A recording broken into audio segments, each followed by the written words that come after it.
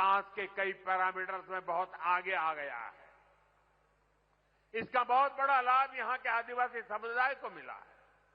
आपने देखा है केंद्र सरकार की कई योजनाओं को हम आदिवासी बहुल राज्यों और वंचित वर्गों के बीच जाकर ही लॉन्च करते हैं। आपको याद होगा 2018 में मुफ्त इलाज के लिए आयुष्मान भारत योजना लॉन्च हुई थी। ये योजना हमने झारखंड के आदिवासी इलाके में रांची में जाकर के शुरू हुई और आज देश के करोड़ों आदिवासी भाई बहनों को इसके तहत 5 लाख तक मुफ्त इलाज की सुविधा मिल रही है।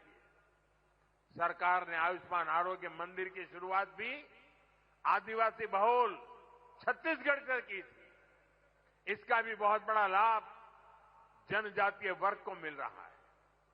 साथियों, आदिवासियों में भी जो सबसे पिछड़े आदिवासी हैं, हमारी सरकार उन्हें विशेष प्राथमिकता दे रही है। जिन क्षेत्रों में आजादी के इतने दशक बाद भी जहां न बिजली थी, न पानी पहुंचाने की व्यवस्था थी, न सड़क थी, न अस्पताल की सुविधा थी, इन इलाकों के विकास का विशेष अभियान चलाने के लिए हमने झारखंड के खूंटी से पीएम जनमन योजना शुरू की थी।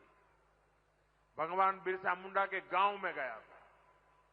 उस मिट्टी को माथे पर चढ़ा करके मैंने आदिवासियों के कल्याण के संकल्प लेकर के निकला हुआ इंसान हूं और देश का मैं पहला प्रधानमंत्री था जो भगवान बिरसा मुंडा के घर गया था। और आज भी भगवान बिरसा मुंडा के परिवारजनों के साथ मेरा उतना ही गहरा नाता रहा। पीएम जनमन योजना पर 24,000 करोड़ रुपए खर्च किए जा रहे हैं। साथियों, धरती आबा जनजातीय ग्राम उत्कर्ष अभियान भी पिछड़े आदिवासी गांवों के विकास की नई गाथा लिख रहा है। देश भर में अब तक 60,000 से अधिक गांव इस अभियान से जुड़ चुके हैं। इनमें से हजारों गांव ऐसे हैं जहां पहली बार पीने का पानी पाइपलाइन से पहुंचा है और सैकड़ों गांवों में टेलीमेडिसिन की सुविधा शुरू हुई है। इस अभियान के तहत ग्राम सभाओं को विकास की धुरी बनाया गया है। गांवों में स्वास्थ्य, शिक्षा, पोषण, कृषि और आजीविका पर सामुदायिक योजनाएं तैयार हो रही है। ये अभियान दिखाता है कि अगर कुछ ठान लिया जाए तो हर असंभव लक्ष्य भी संभव बन जाता है। साथियों, हमारी सरकार आदिवासियों के जीवन से जुड़े हर पहलू को ध्यान में रखकर काम कर रही है। हमने वन उपज की संख्या को 20 से बढ़ाकर करीब 100 किया है। वन उपज पर एमएसपी बढ़ाई। हमारी सरकार मोटे अनाज, श्री अन्न को खूब बढ़ावा दे रही है, जिसका फायदा आदिवासी क्षेत्रों में खेती करने वाले हमारे आदिवासी भाई बहनों को मिल रहा है।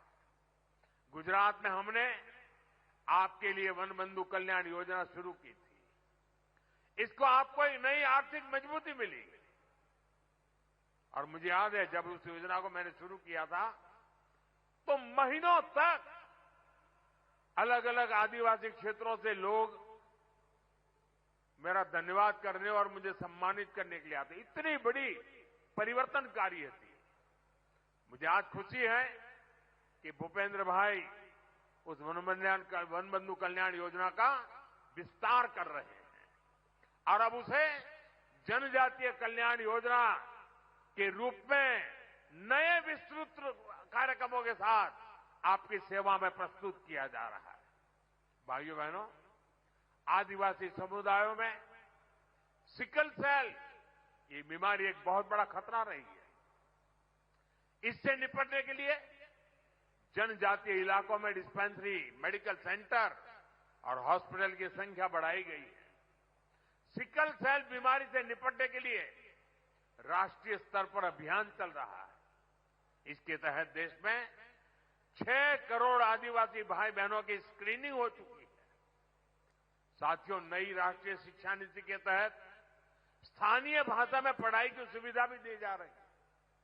आदिवासी समाज के जो बच्चे केवल भाषा के कारण पिछड़ जाते थे, वो अब स्थानीय भाषा में पढ़ाई करके खुद भी आगे बढ़ रहे हैं और देश की तरक्की में अपना ज्यादा से ज्यादा योगदान दे रहे हैं।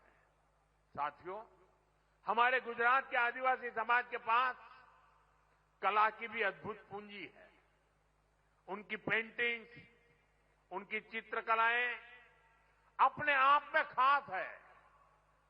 एक बेटी वहां चित्र लेकर के बैठी है, वो देने के लिए लाई लगती है। ये हमारे एसपी जी के लोग जरा ले लो इस बेटी के पास से। यहां से मुझे लगता है कुछ वर्ली पेंटिंग भी दिखता है उसमें।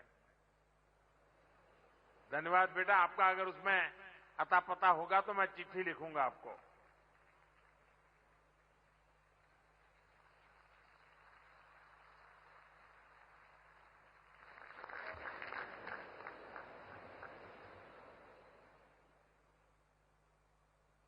बहुत बहुत धन्यवाद बेटा।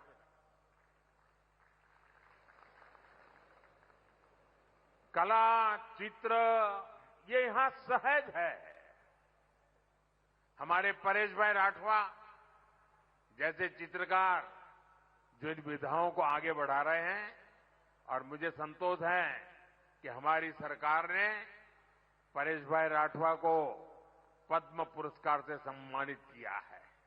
अगर आप ये वीडियो YouTube पर देख रहे हैं तो हमारे चैनल को सब्सक्राइब कर बेल आइकन दबाएं और Facebook पर देख रहे हैं तो हमारे पेज को लाइक करें।